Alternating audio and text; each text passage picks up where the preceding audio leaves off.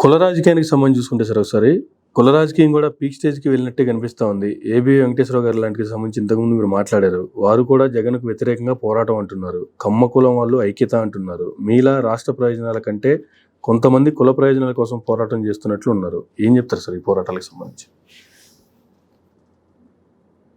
ఇప్పటికే నాకు తోకలు కట్టించి మీరు ఇది సోషల్ మీడియాలో కామెంట్లు మీరు not yourself, I'm not personally sir. ఏమండి ఆయన మాట్లాడిన వీడియో చూశాను. తర్వాత ఆయన సవరించుకున్నట్టున్నారు. I don't no.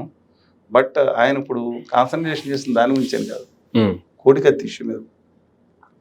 కోడికత్తి శ్రీనివాస్కి ఏమైందండి? ఆయన మన సమస్యలు పెడతాను. కోడికత్తి శ్రీనివాస్కి ఏమని చెప్పండి. వెళ్ళారు కదా ఏబీ వెంకటేశ్వర గారు వెళ్ళి పరామర్శించారు కదా. ఇవాళ కోడికత్తి శ్రీనివాస్ చేసిన పొరపాటు ఏంటి చెప్పండి. టీడీపీలో జాయిన్ అవడం ఇప్పుడు పొరపాటు కాదండి, జాయిన్ అయ్యాడా తెలియదు నాకు. అంత కాన్సన్ట్రేషన్ అతను ఇప్పుడు అది జరిగింది. ఇప్పుడు నేనేం దుప్పట్టు నిజంగా కత్తి మనిషి ప్రాణాన్ని కూడా తీసే అవకాశం ఉంది. కోడికత్తి మీరు చేయొచ్చు, కానీ అది ఎవరిని ఈసారి కత్తి పెట్టి పొడి అన్నారు కదా ఎవరన్నా రమ్మనండి, తక్కువ తెగిపోతుంది. అందుకని నేను నాట్ సేయింగ్ దట్. కానీ అతన్ని 5.5-6 సంవత్సరాలు జైల్లో పెట్టి ఏం సాధించారు? ఎన్టీ రామారావు గారి మీద జరిగినప్పుడు ఆయన కోర్టులోకి వెళ్ళి సాక్ష్యం చెప్పొచ్చారు కదా. జగన్మోహన్ రెడ్డి గారు ఎందుకు చెప్పలేదు? అసలు ఏంటి ఉద్దేశం? అన్యాయం ఎవరు జరిగింది? అలాగే ఆంధ్రప్రదేశ్ హక్కుల మీద మన సమావేశం పెట్టారు. ఏది మిగతా వాటి మీద, ఆదాని మీద. Yes, definitely we should appreciate if he's taking the stand. కులం గురించి ఎవరు కులాభిమానం అనుకుంటే తప్పలేదు, దురభిమానాలు ఉంటే పొరపాటు. కులాభిమానం అది కూడా ఉండకూడదు, సిద్ధపేజుడు వేరే సంగతి. కుల అభిమానం లేదా మత అభిమానం. హిందువునండి, హిందువుగా నాకు చిన్నప్పుడు గుడి చూడగానే కొండ మీద ప్రశాంత వాతావరణంతో, ఈ కమర్షియల్ కాదు, అలా కూర్చోవాలనిపిస్తుంది. చక్కటి పూలవాసన వస్తూ ఉంటుంది. అక్కడ శ్రోతాలు చదువుతూ ఉంటారు.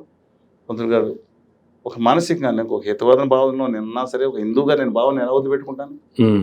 నా జీవనంలో భాగం అయిపోయింది హిందూ మతం, ఒక జీవన విధానం.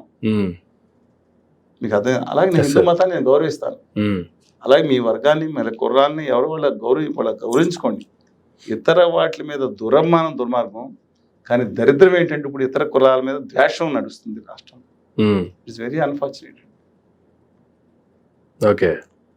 ఢిల్లీ వెళ్ళి మన జగన్మోహన్ రెడ్డి గారు ఏం మాట్లాడారు? డిఎస్పీ 37.5 మంది డిఎస్పీలు అంటున్నారు. అన్నారా? మీ రికార్డ్ అంతా కంటిన్యూ వెళ్తుంది కదా. అన్నారా లేదా? చూడలేదు సార్ నేను. వీడియో వేయండి. పక్కన అన్నారా? ఆఖరికి ఎంతమంది 2 డిఎస్పీలకు ఇచ్చారు. కానీ ప్రజలో బాహుళ్యంగా వెళ్ళిపోయింది. వాస్తవేనా? ఈ రాష్ట్ర చరిత్రలో ముఖ్యమంత్రిగా అభ్యర్థిగా ఉన్నవాడు కానీ ముఖ్యమంత్రులు కానీ ఆ కులం ప్రకారం మాట్లాడే సందర్భాలు ఉన్నాయా? లేవు. చంద్రబాబు గారు ప్రతిపక్ష నాయకుడిగా ఉండగా ఒక క్రిస్టియన్ జగన్మోహన్ రెడ్డి గారు అన్నట్టు, ముఖ్యమంత్రి గారు అన్నట్టు మాట్లాడారు. అలా మాట్లాడకూడదు కదా. నేను మామూలుగా అంటున్నానండి. అంటే మతాలని కులాలని వాడుకోవటానికి రాష్ట్ర అధినాయకులకి చూస్తున్న సందర్భాలు తప్పు కదండి. ఒకప్పుడు ఇది ఉండేది, అభ్యుదయ భావాలు ఎలా ఉండేవి? వామపక్షాలు ఎక్కువగా ప్రభావం ఉన్నప్పుడు నా రాష్ట్రం, నా ఉమ్మడి ఆంధ్రప్రదేశ్ రాష్ట్రం ఈ దేశంలోనే గొప్పగా అభ్యుదయ భావాలు ముందుండేది. మీరు కూడా చూసారు అది వామపక్ష ఉద్యమాల్లో. మీరు యూత్ కానీ మీరు చూసుంటారు. అభ్యుదయం ముందుండేది. ఇవాళ దరిద్రం పట్టింది ఆంధ్రప్రదేశ్ రాష్ట్రానికి. కులగజ్జి రాజకీయాలు. నేను మళ్ళా చెప్తున్నానండి, కులగజ్జి రాజకీయాలు. కులామని ఉంచుకోండి, ఆ ద్వేష రాజకీయాలు. మనం దాంతో ఈ రాజకీయ నాయకులు అంటగట్టారు ప్రజలు. ఇప్పుడు ఉత్తరాది నుంచి యాదాన్ని పార్టీ మత ద్వేష రాజకీయాలు తీసుకొస్తా క్రితంసారి అంతర్వేద దాని నుంచి లాభం పొందడానికి ఎవరు చూశారు? అలాగే చంద్రబాబు నాయుడు గారు ఆ దేవాలయాలను కూల్చేశారని అధికారంలో ఉన్న దేవాదాయ శాఖ మంత్రి ఉత్తర భారతీయ జనతా పార్టీ అప్పుడు మాట్లాడారు. ఆ రాముడి విగ్రహం గురించి మాట్లాడారు. ఇప్పుడు ఏమైపోయిందండి? ఇప్పుడు అధికారంలో ఉన్నారు కదా, కుటుంబంలో భాగస్వామి కదా. అప్పుడు 4 ఏళ్ళు ఉన్నప్పుడు లేరా? ఈ ఆంధ్రప్రదేశ్లో ఇప్పుడు వచ్చిన 11 సంవత్సరాల్లోనండి, అప్పుడు 4 ఏళ్ళు కూటమిలో భాగస్వామి కదా బీజేపీ. ఇప్పుడు 1 సంవత్సరం నుంచి భాగస్వామి కదా ప్రత్యక్షంగా. ఒక 5 సంవత్సరాలు పరోక్ష భాగస్వామి ఇలా కనుసన్నలో సాగింది.